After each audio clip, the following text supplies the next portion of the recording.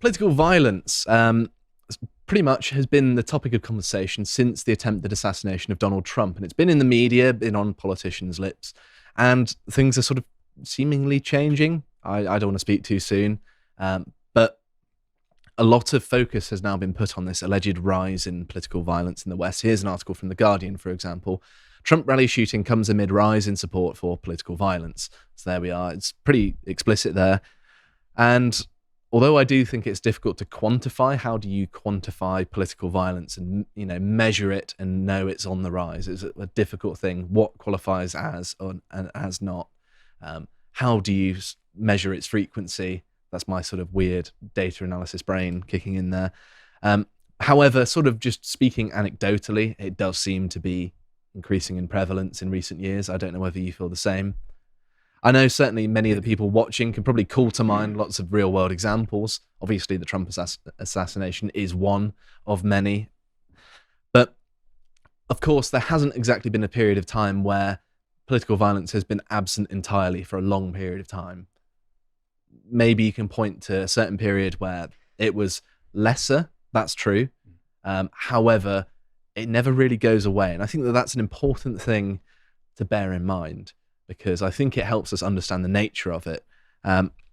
One thing that I wanted to talk about is, why are the media and political classes all of a sudden concerned? And my interpretation of this is because, of course, they were egging this sort of thing on, weren't they? You have Black Lives Matter, the summer of love, where they're burning America to the ground, and no one really cared in the political classes. And I think that now things have sort of heated up even more, in terms of people's tenseness. That you had the film come out, Civil War, and it's sort of on the cards that there might be a civil war in America.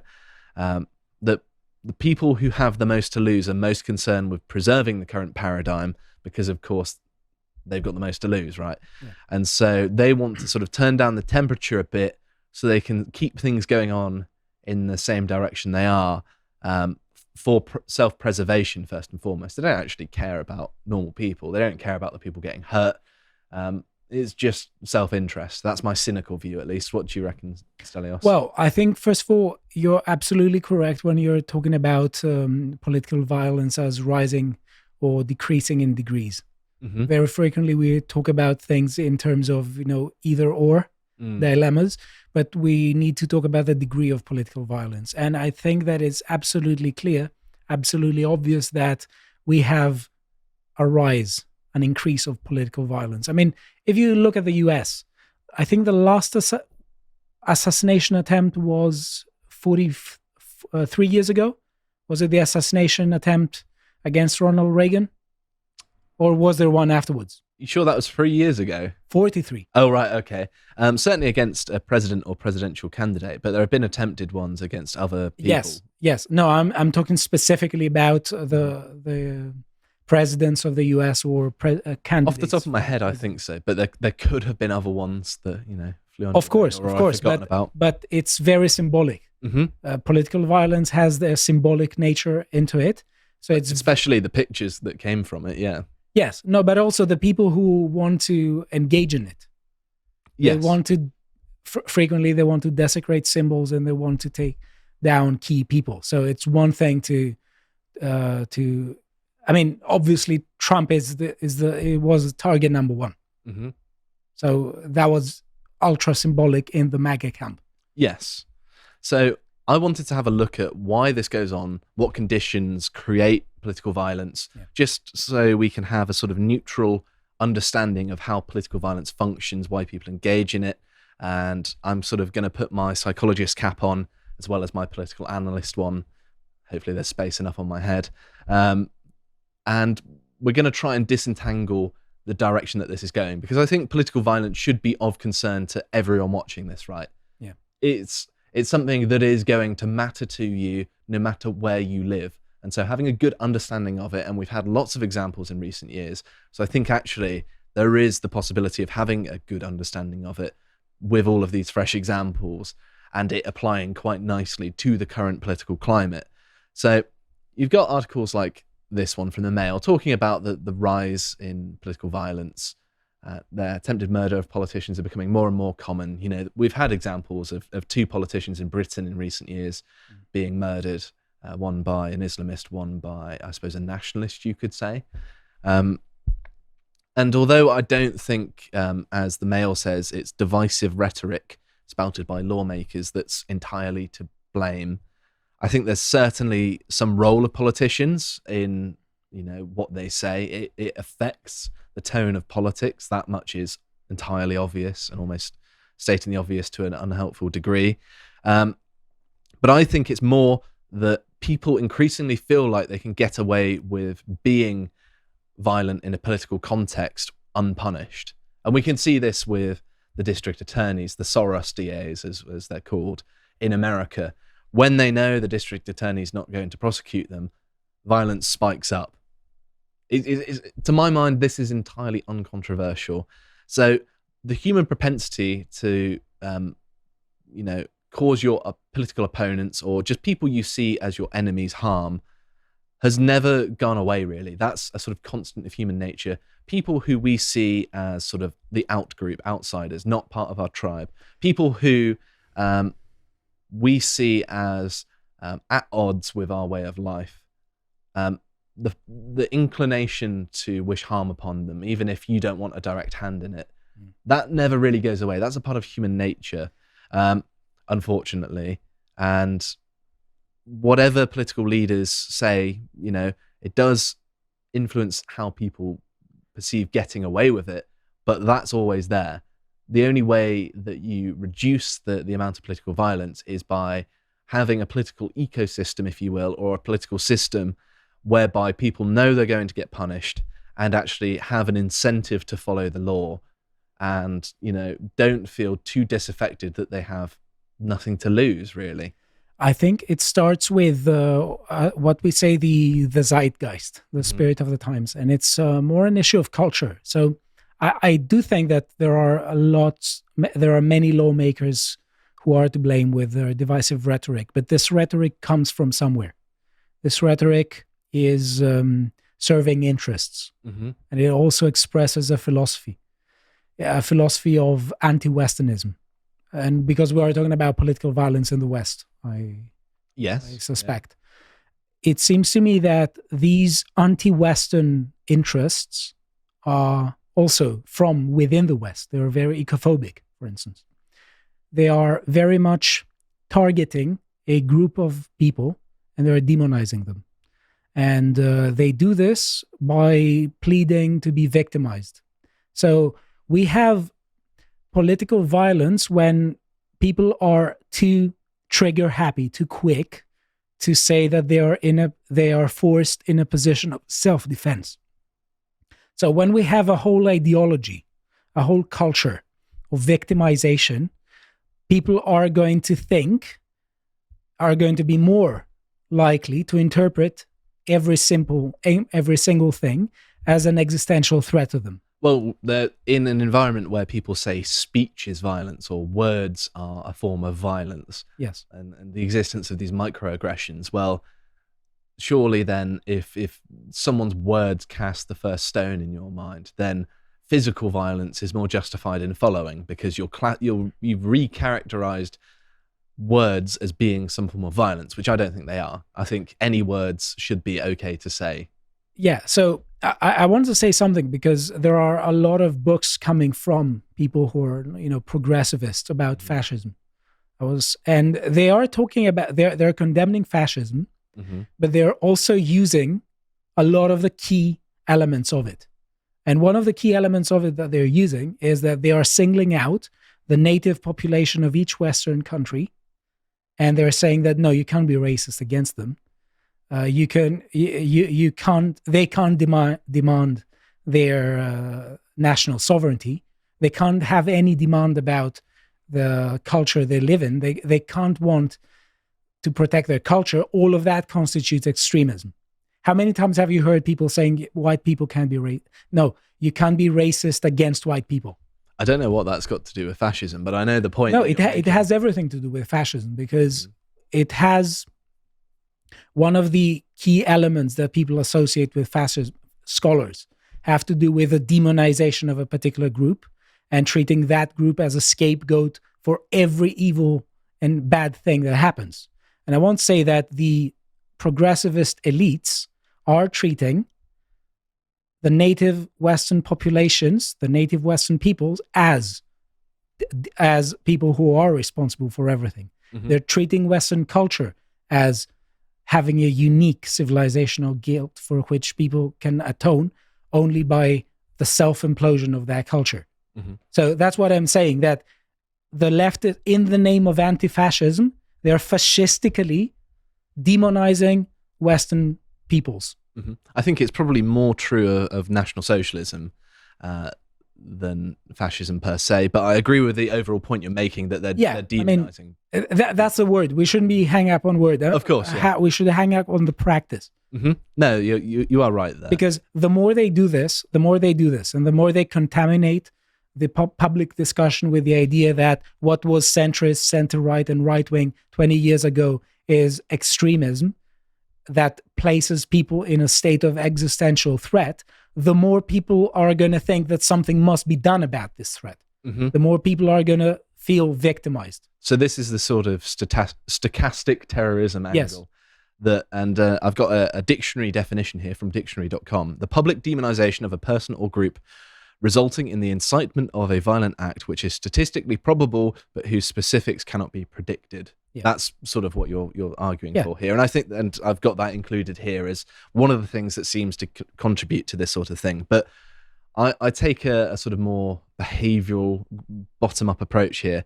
I think that people engage in political violence because they have a goal in mind. They want to achieve something in some way. It's a risky behavior, obviously. Everyone knows that it's a risky behavior because it's a form of violence, and violence, generally speaking, is frowned upon. But it's less risky when the state allows you to get away with it. So that allows people to sort of cross that threshold where they start thinking, okay, maybe this is worth it. You mean more risky? It's less risky when the state allows... Yeah. Yeah, okay, sorry. So there is more benefit to the person doing it. They're looking at it from a sort of gain perspective. So there are lots of comparisons, for example, to the last days of the Roman Republic, where at the end of the Roman Republic, there were a lot of violent political gangs. There was warfare along sort of politically partisan lines, and the instability that both caused that situation to exist in the first place and the instability that followed led to the end of the Republic. And although, I'm not necessarily suggesting it's going to be the end of the United States, we don't know the future for certain. I think that that's the sort of thing that people need to bear in mind as to what's at stake when it comes to political violence. It can quickly get out of hand. And I think that people do approach it sort of with this resource acquisition state of mind, particularly groups like Black Lives Matter, which I'll touch on a bit more in a second. But I think there's also just the sort of social psychology angle of when there are more people doing something, you feel that safety in crowds sort of thing. I think that's true of a lot of human beings, that people can get swept up in what a crowd is doing. It doesn't necessarily have to be negative. It can be like in a sports stadium or a concert where you feel part of a greater whole.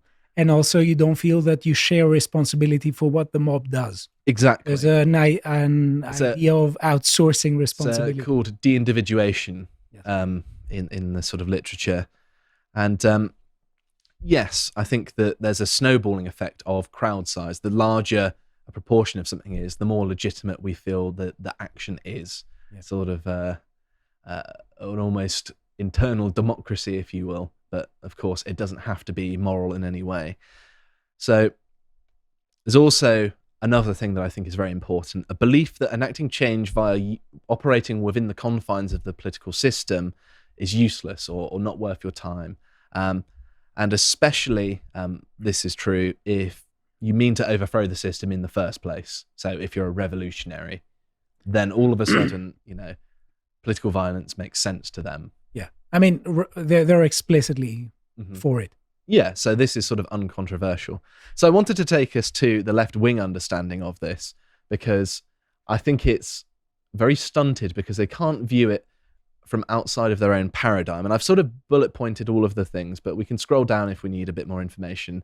Funny thing is this graph is trying to emphasize the far right are the scariest ones, because of course, if you classify all of the actions of Antifa and Black Lives Matter as, this is not politically affiliated. So you can do some sort of gerrymandering of the definitions of it's things. An isolated incident for their friends, a pattern for their enemies. Exactly. So they've listed 8 things. Aggression. Apparently that is what's driving political violence in America. Just aggression, just in the abstract. Of course, aggression is the act of political violence. It's a silly way of saying it's causing it. I mean, come on. If anything, men are becoming more feminized and less aggressive, not the other way around. So that can't be it. Intense partisan identity. And I think that there's an element of truth to this, actually, that there is a very intense group identification that it is uncontroversial. And I think that human beings are tribal by nature, and therefore we treat our in-group with favorability and our out-group with disfavorability, I suppose.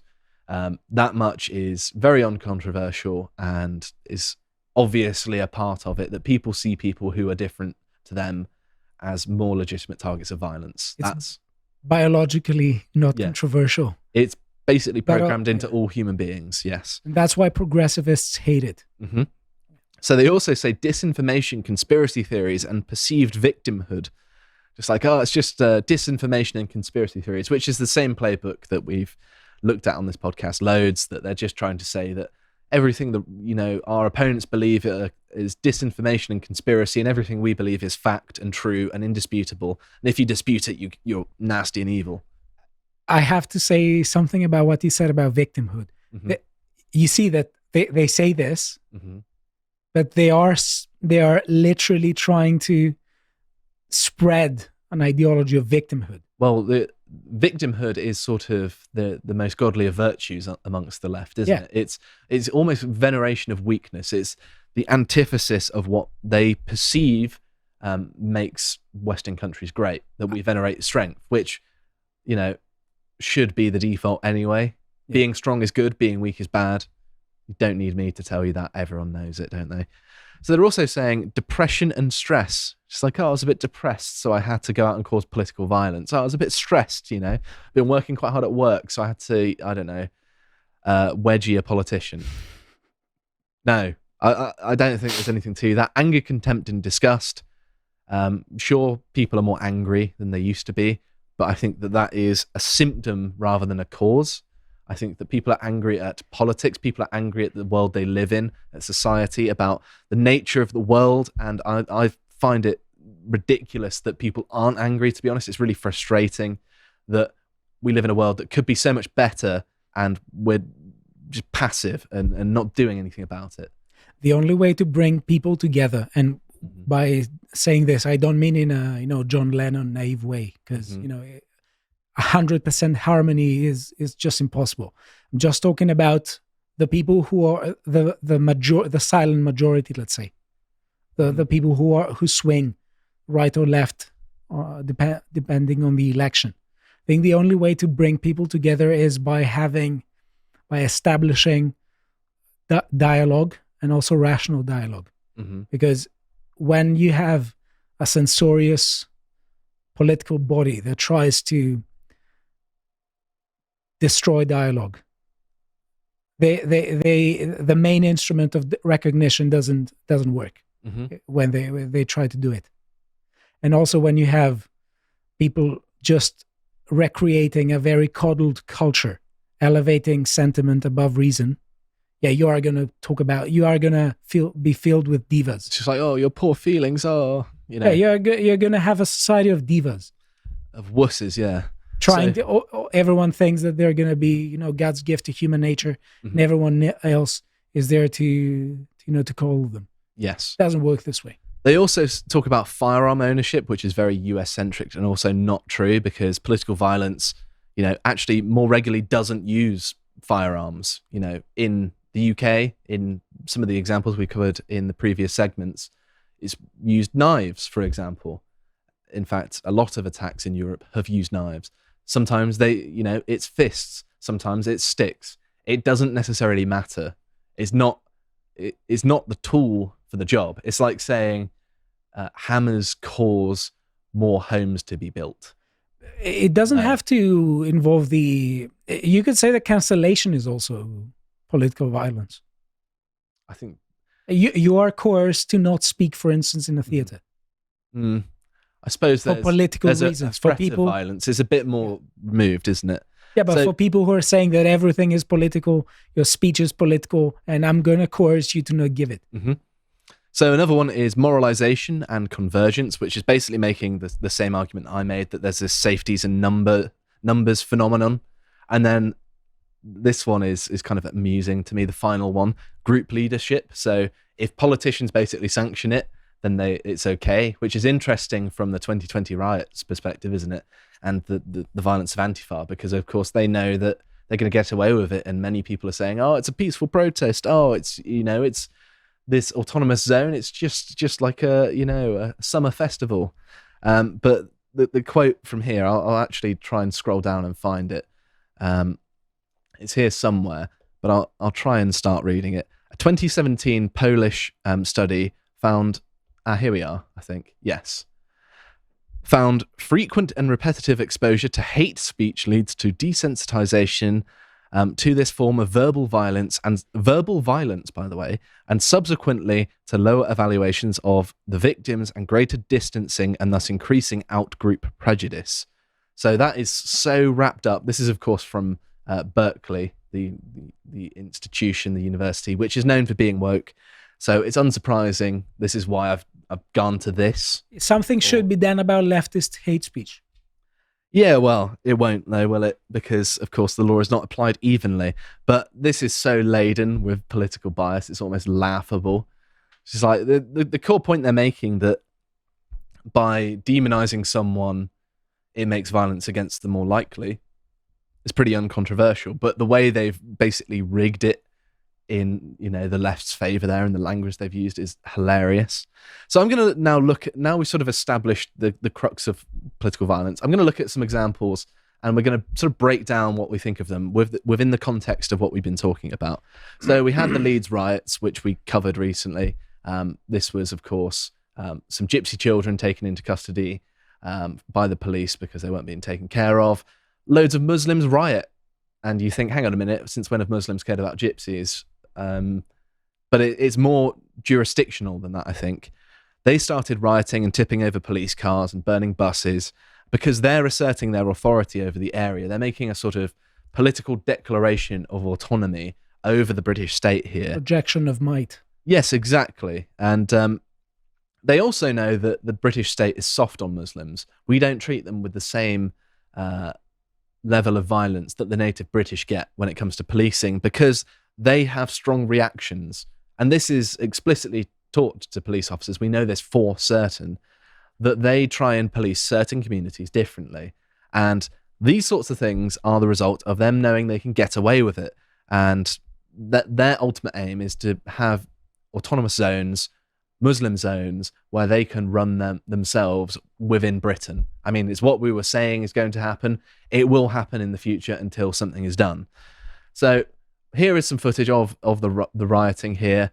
Here they all are, jeering. I'm going to play some sound. There's not any violence or anything. It's very loud. Oops, I'll turn it down. But yeah, they're here cheering. There's the police. There's a bit of a fire. And the police are having to retreat because of the braying crowds of basically foreigners, as far as I'm concerned. None of these are English people, are they? So yeah, it carries on. You see the police, you see the flames, you see the crowds pushing towards them. You get the gist. So after all of this violence, you think, wow, the appropriate reaction would be you find everyone in this video and you severely punish them. I want deportations. I want, if it's native Britons, I want long prison sentences. The full works, the full, full law applied to them. No, they returned the children to the family. So the political violence worked. It achieved its goal. They have proved that they can have a violent reaction and they get rewarded by it by returning And that's the issue with the generalized feeling of impunity that is communicated by the state. Then we look to things like Black Lives Matter. When it comes to the left. Yeah. We get to Black Lives Matter. We can see parallels here. For many black people, it was in a weird way, a bit less political in a sense. I think there was a resource extraction element to it where they were stealing and looting quite a lot, as well as they were calling for reparations and things like that. It was sort of the height of that was in sort of 2020 when it's the height of the rioting and looting. And I think it was all about resource extraction from basically the white population. That's who they're trying to target. They want to take resources from white people because they feel like they deserve them more than they do. I think that's what it basically boiled down to. And also another thing was they wanted to do what they want without consequences in the form of the police. The police exist in the black mind as a form of consequences for actions that white people don't approve of. At least that's my best guess. You know, I'm not a black person in America. However, it seems to be the case, right, that that's what they wanted. So they basically wanted the freedom. The people involved into the BLM enthusiastic. Yeah. They wanted to be able to basically commit their crime with impunity and extract resources from white people. That's what it was about. It wasn't necessarily as explicitly political, but they were using a form of political means to go about it in the Black Lives Matter movement. And of course, the people at the top, trained Marxists, were a bit more cognizant of what they were doing, I think. And so... I mean, who in their right mind calls for the police to be defunded? Stupid people. Yeah. Well, I mean, see what I did there. But a key function here that's worth looking at is state support, right? In that in 2020, it was useful because Donald Trump was president to have all of this violent disorder because it reflects badly on Trump. But when Biden assumed office, he was able to, you know, just ignore Black Lives Matter. They complained about not being contacted or anything like that. And all of a sudden, the media sort of turns on them. And now the support for them is much lower than it used to be. And I think that's because the regime chose to drop them. They use them for a bit and they drop them and then they fall out of favor. That's just how it works, right? So there's also another kind of violence I wanted to look at, and that's the kind in Ireland, which I covered very recently, actually. These are sort of what I like to dub crimes of disaffection. So the political system not listening to their concerns, and the police side were perpetrators of what people see as immoral crimes. In this case, they were protecting migrants who had been mistreating the native Irish and persecuting the native Irish when they were annoyed about it. And this leads people to feel like they have to take justice into their own hands because the state's not doing it for them. This is a sort of different form of political violence. And I think there were some events in Newton Mount Kennedy that they turned violent. And Ireland is very specific, is a very peculiar case here because there were many referendums that you could say that, you know, it is also about migration. It's also about illegal migration. And the Irish people are repeatedly stating that they don't want this, and it is being imposed upon them without their will. So these are sort of what might be dubbed crimes of desperation, right? Yeah. And finally, just more generally, assassinations, and Trump more specifically. And we've talked a lot about the Trump assassination. I'm not going to go over the details because I think everyone's familiar with it, right? We talked about the stochastic terrorism angle. We talked about all of that stuff. We've got plenty of coverage over the past couple of weeks where you can go to. But what I did want to do is draw some parallels between something that was less focused on the assassination of Robert Fico. Attempted. Of course, yes. I was going to get onto that. But he was the Slovakian PM. So I'm going to read a section from this Associated Press article. Fico's pro-Russian views have contributed to deep divisions in the small European country that borders Ukraine. And the shooting attack Wednesday shocked, this is from a little while ago, shocked the nation and reverberated across the continent weeks ahead of elections for the European Parliament, while President-elect Pierre Pellegrini and President Zuzana Kapitova urged people to dial back the sharp rhetoric that has characterized the country's political debate. See there, the stochastic terrorism angle again. Some FICO allies took aim at Slovakia's media for contributing to the polarization. It sounds quite familiar, doesn't it? That this happens before Trump, where the media ramp up the rhetoric and politicians ramp up the rhetoric. And all of a sudden there's an attack on a politician that fails and people realize, wow, that was close. Actually, maybe we shouldn't do this. There's always the possibility of a lone wolf, but I think the key notion to bear in mind in politics and commenting on public and affairs and current affairs is habituation. When people do something, how does it habituate the citizens, the body of citizens?